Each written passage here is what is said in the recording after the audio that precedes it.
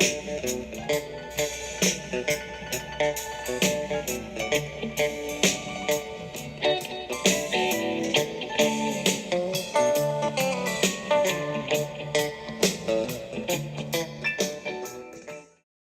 right, chapter 5.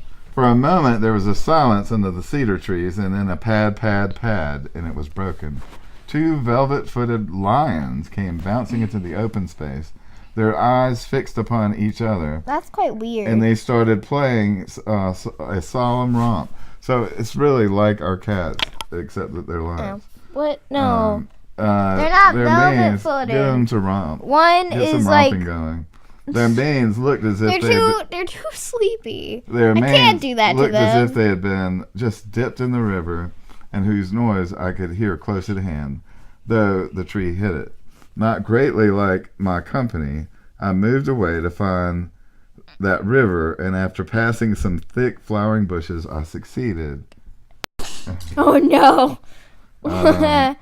Dad, they can see your stomach. Okay. Yay.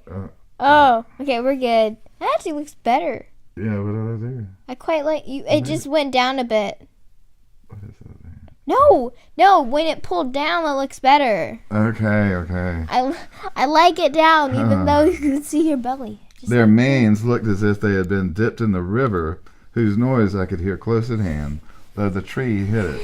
Not greatly liking my company, I moved away from that river, and after passing some thick flowering bushes, I succeeded. The bushes came almost down to the brink, and it was as smooth as the Thames. We know where the Thames is, right? Tim Burton's shop? It's pronounced...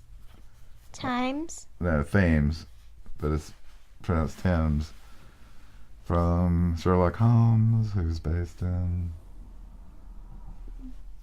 London? Yes, it's the river that runs through London. It makes sense because everyone's speaking British. So. Yeah, except for me because I got tired of doing the accent. No, there's just one dude who sounds British. And that's the smart man. That's how you... Close beside me, I saw another of the bright people in the conversation with a ghost. It was that fat ghost with the cultured voice who had addressed me in the bus, and it seemed to be wearing gaiters. That was the British man's voice. Yeah, so the gaiters, I'll make sure to do him up good. Gaiters are like things that you wear when you're crossing a creek, like high things. Where's his ghost? That's my question. My dear boy, I'm delighted to see you, it was saying to the spirit, who was naked and almost blindingly white. I was talking of your poor father the other day and wondering where you were. You didn't bring him? Said the other.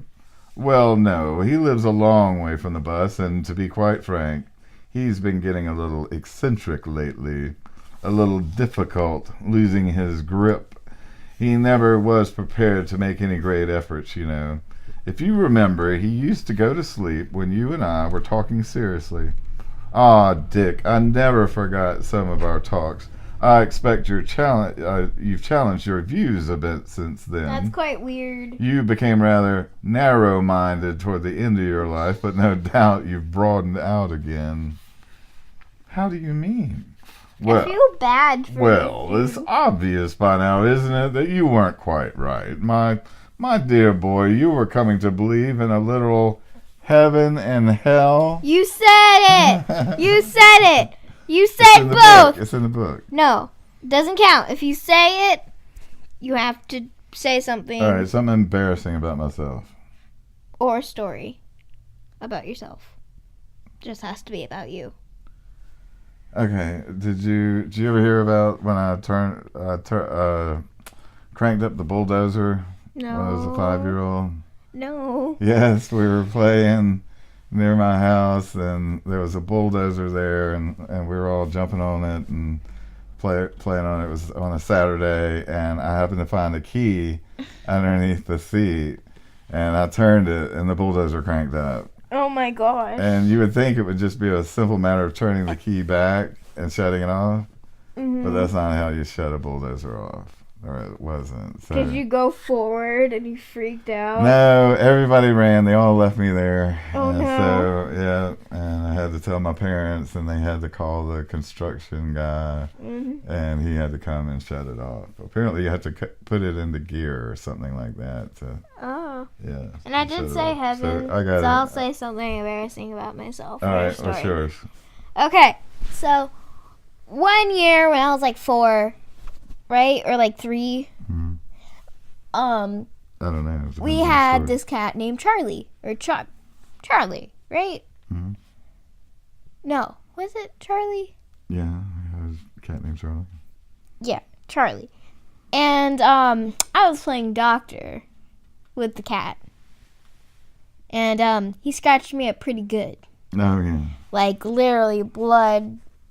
Mom and Taylor screamed a bit because I literally ran into their room crying.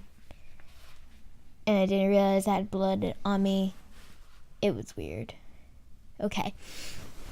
But wasn't I right? And so he's making a joke that he used to believe in a literal heaven and hell. You just said it again. Yes. No, we're covered. Yes. Go back and read the agreement.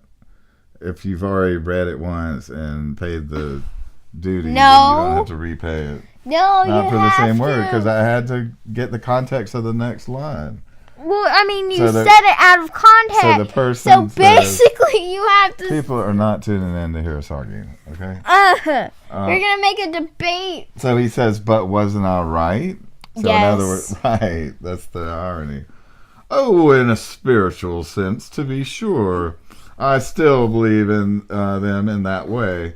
I am still, my dear boy, looking for the kingdom. An atheist. But nothing superstitious or mythological. So he's basically an atheist, right?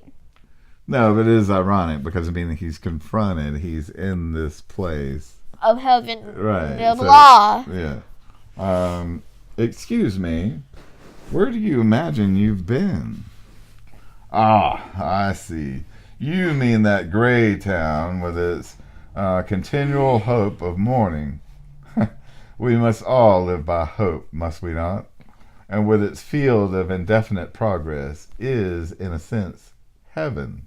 If you only, just said it. It's only if we have eyes to see it. You said it. You said that is a beautiful idea. I need to have a buzzer. Okay, something else embarrassing. I had to go out one night and I cut myself shaving, and everybody had to look at a big That's gash not embarrassing. on my chin. That's just real life. It was really embarrassing. Say something else, because that was not embarrassing. It was. I can think of a dozen times when it was the worst possible time for me to have cut myself shaving. No, that's not embarrassing. You have to say something else. You didn't mean that at all. Is it possible you don't know where you've been? Well, now that you mention it, I don't think we ever do give it a name. What do you call it? We call it hell. You just said it again. Yeah, we need to lower this down to... you have to say it 2 times. Okay, fair enough. There is no need to be profane, my dear boy. I only said it once. I may not have been very orthodox, but in your sense of that word, but I do feel that these names ought to be discussed simply and seriously and reverently. You know what reverently means? When you are reverent towards something, it's when you're talking about religion or the hereafter. It's with respect. Discuss hell reverently? I meant what I said. You have been in hell, though if you don't go back, you may call it purgatory. Remember I told you about purgatory? Yeah. Go on, my dear boy, go on. That is so like you. No doubt you'll tell me why, on your view, I was sent there. I'm not angry. But don't you know? You were there because you are an apostate. Are you serious, Dick? Perfectly. This was worse than I'd expected. Do you really think people are penalized for their honest opinions, even assuming for the sake of argument that those opinions were mistaken? Do you really think that there are no sins of intellect? There are indeed, Dick. This is a hidebound prejudice and intellectual dishonesty and timidity and stagnation, but honest opinions fearlessly followed, they are not sins. So this guy is like the opposite. So he's trying to say that intellect and logic and reason are all by themselves holy and are not sinful. That's You weird. follow me? Well, remember this is an allegory, so you're supposed to get moral lessons from each one, and so that's what. And so the problem is that he's. Do you know what it means to intellectualize something? You remember we talked about this before. Yes. Okay. To I remember intellectualize means to actually, instead of dealing with it in the real world, you only talk about it in theory, right? now. True. Right. So that's what I'm saying. So he has intellectualized the whole existence of these two places. Okay. You follow me? And so to the point where he didn't even recognize where he was before and where he is now. Oh. Yeah, that's what I'm saying. So I think that's the point, is that he talked himself out of, and he's trying to make the argument that being that way is not a sin. That there's no way, as long as you're true to your principles, then you're not crossing the line. I know we used to talk that way. This is the Spirit. I did it too until the end of my life, when I became what you call narrow. It all turns on what are honest opinions. Well, mine certainly were. They were not only honest, but heroic. I asserted them fearlessly, and when the doctrine of resurrection ceased to commend itself to the critical faculties which God had given me, I openly rejected it. I preached my famous sermon. I defied the whole chapter. I took every risk. What risk? What was all likely to come of it except what actually came? Popularity, sales of your books, invitations, and finally,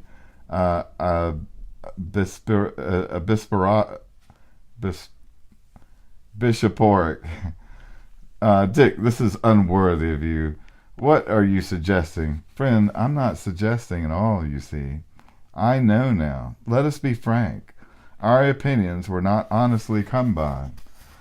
We simply found ourselves in the contact with certain currents of ideas and plunged into them because it seemed modern and successful.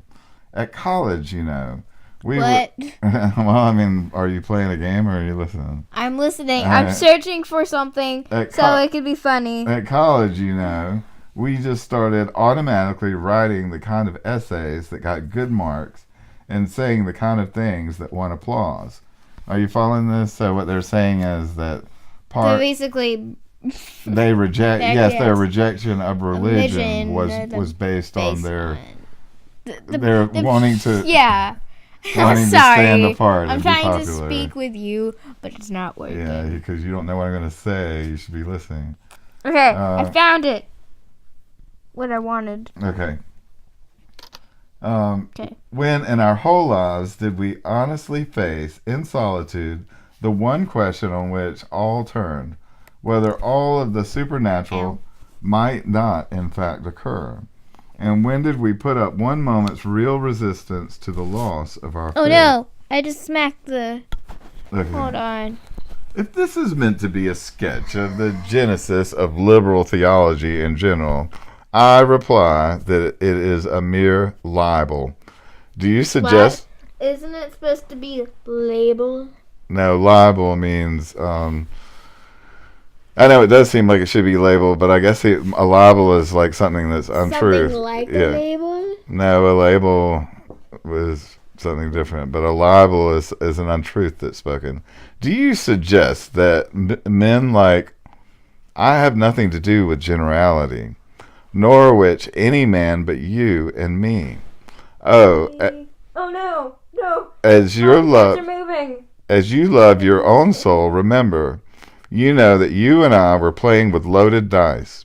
We didn't want the other to be true. We were afraid of crude salvationism, afraid of breach with the spirit of the age, afraid of ridicule, afraid, above all, of real spiritual fears and hopes.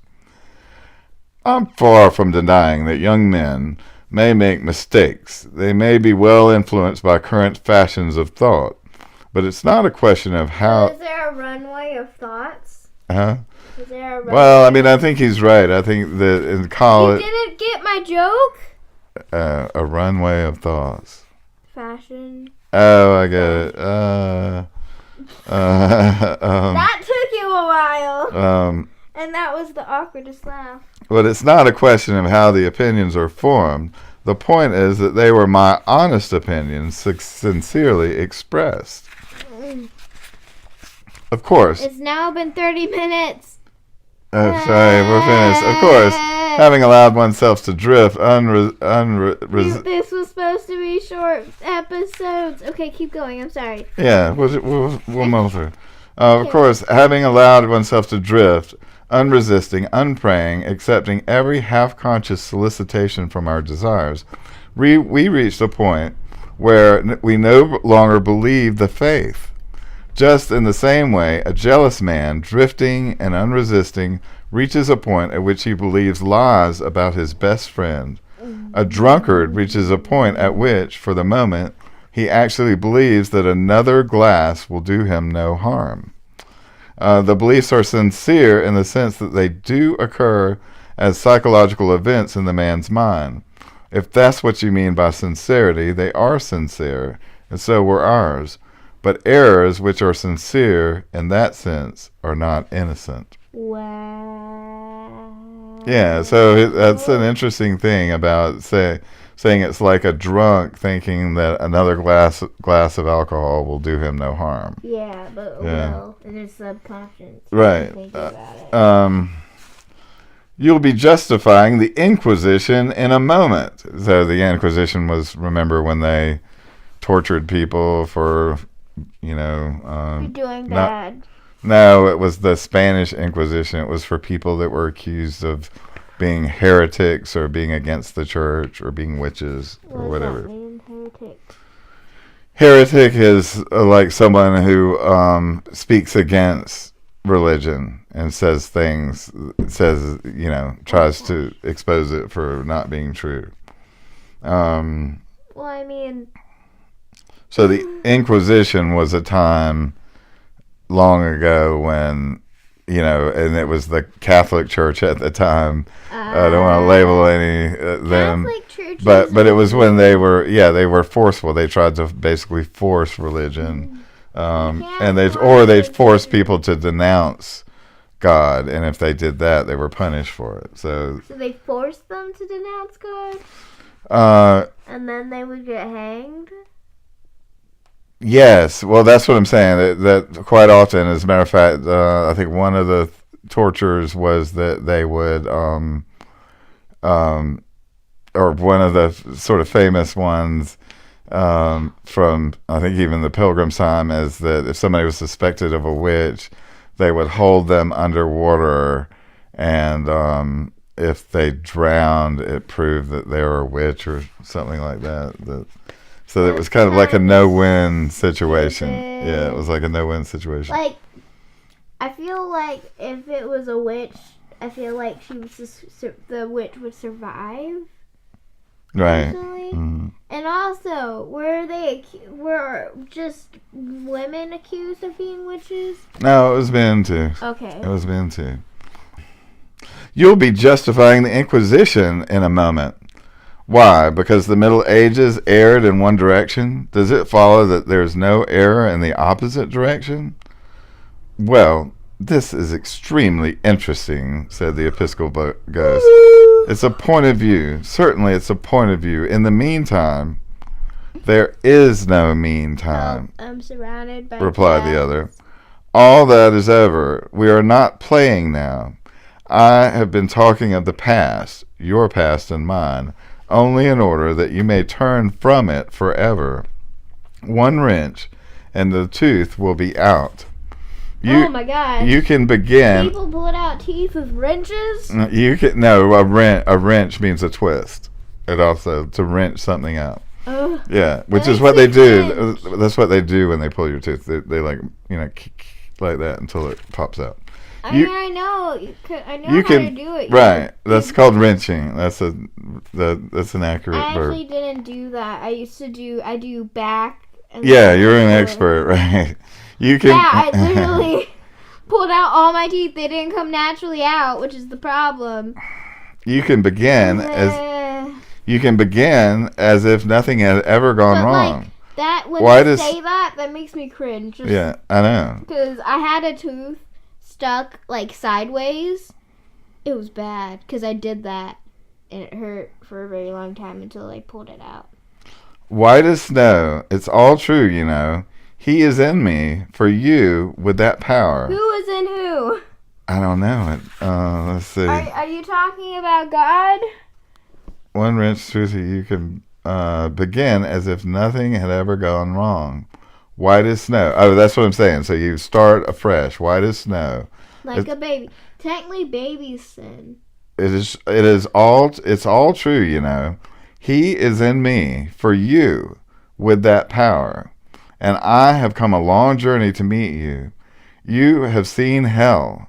You are in a sight of heaven. Will you, even now, repent and believe? So he's pretty much come down to the big question. Well, I'm not sure I've got the exact point you're trying to make, said the ghost. It sounded pretty pointed to me. Yeah. I'm not trying to make any point, said the spirit. I'm telling you The facts. to repent and believe. Repent and But- believe in the Jesus Christ. That But was my from a dear book. boy, Not a book, a movie. I believe already. We may not be perfectly agreed, but you have completely misjudged me if you do not realize that my religion is a very real and a very precious thing to me. Very well, said the other, as if changing his plan. Will you believe in me? But will you believe in me? In- It's just. In what sense? In what sense, he says, will you come with me to the mountains? It will hurt at first until your feet are hardened. Reality is harsh to the feet of shadows. Will you come? Well, that is a plan. I am perfectly ready to consider it. Of course, I should require some assurances. I should want to guarantee that you are taking me to a place where I shall find a wider sphere of usefulness and scope for the talents that God has given me. He's coming up with excuses. No, he's coming up with excuses for not going. With the talents that God has given me. Like me. And an atmosphere I of do that free a lot. listen to this, and an atmosphere of free inquiry. In other words, he can ask any questions he wants. In short, all that one means by civilization and the spiritual life.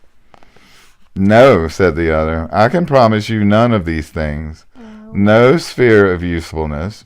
You are not needed there at all. No scope of your talents, only forgiveness for having perverted them.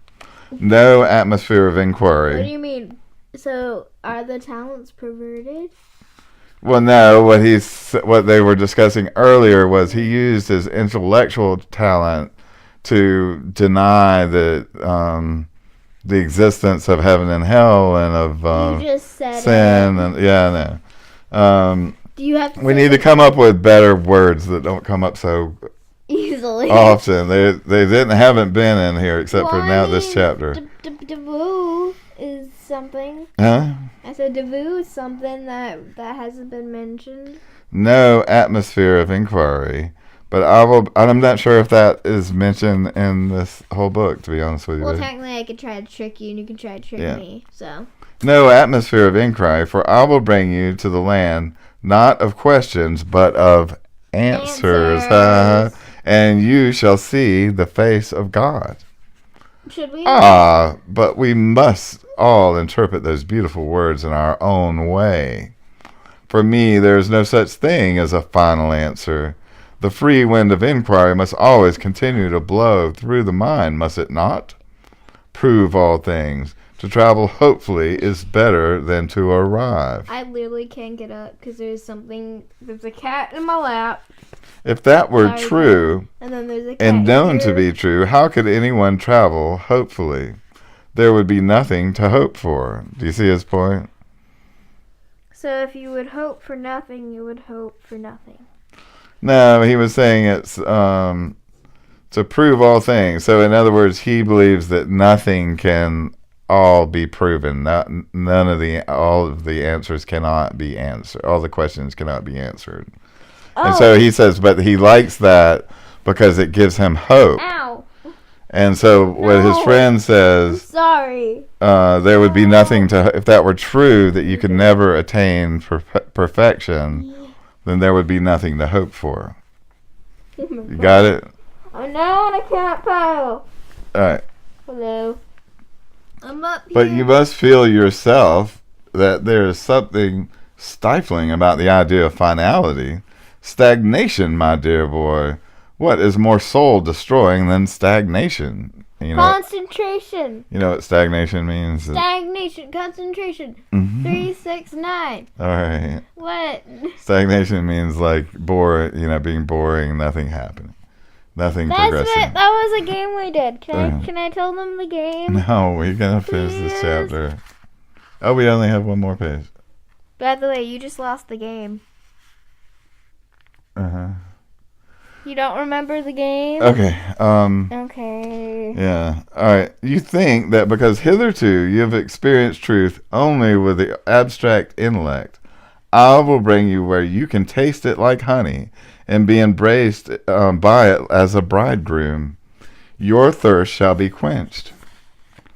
Well, really, I am not aware of a thirst for some ready-made truth which puts me at end to intellectual activity in the way you seem to be describing.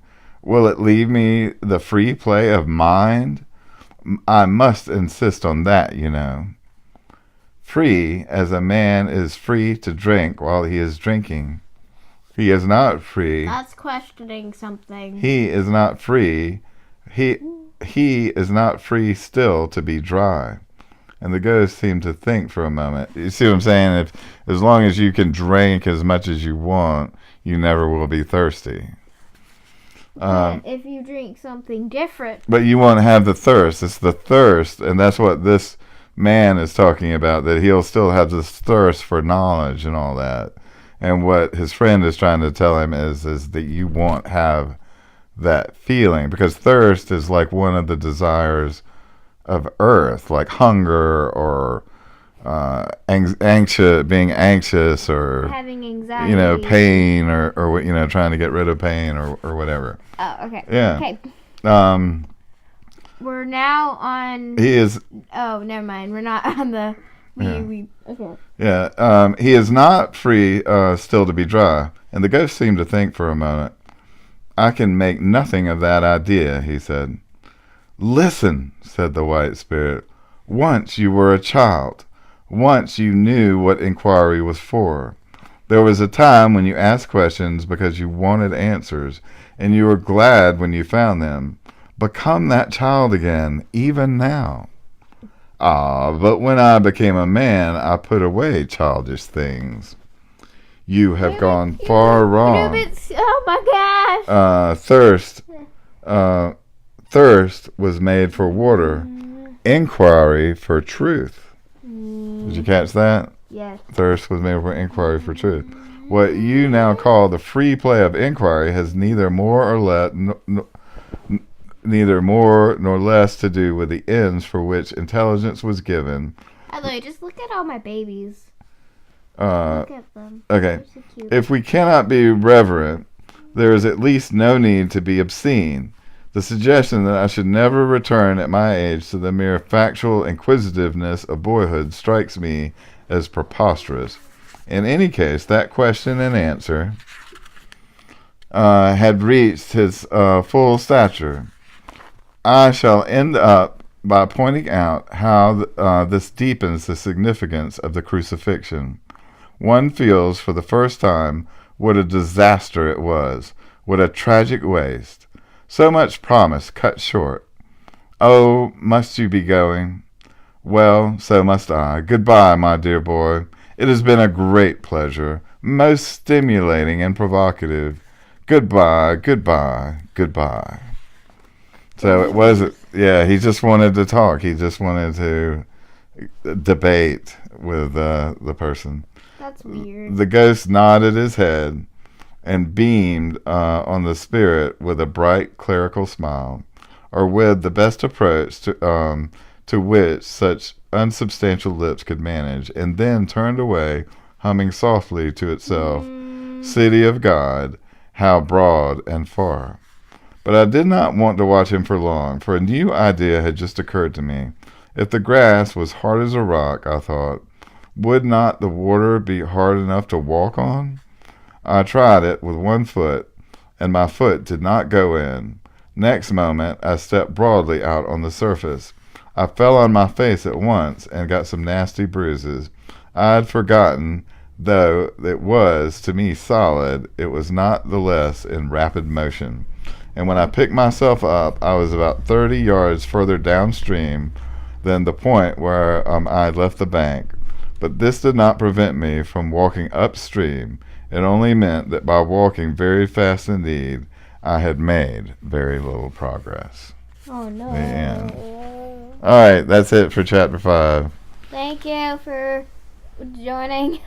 Yeah, sit up so people can. I can't. I have too many fur babies. By the way, there might be a third one coming. Mhm. Anyway, hope you enjoyed this video.